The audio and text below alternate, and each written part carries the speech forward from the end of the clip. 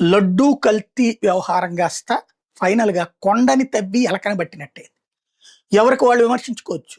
ఎవరికి వాళ్ళు మాట్లాడుకోవచ్చు. బట్ ఓవరాల్‌గా కొండని తవ్వి ఎలకని పట్టారు. మొన్న ఈ మధ్యన 'గంటా శ్రీనివాసరావు' సింహాచలంలో పట్టుకుందేంది?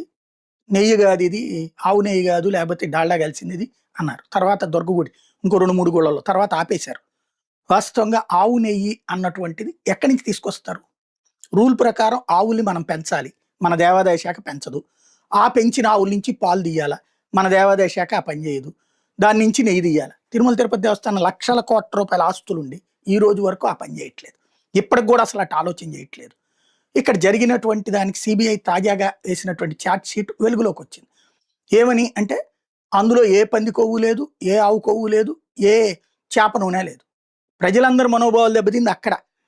అలాగని డాల్డా గలిస్తేనో లేకపోతే కనుక కెమికల్ నెయ్యి గలిస్తే కరెక్ట్ అంటారా? ఎవ్వడు కరెక్ట్ అంట.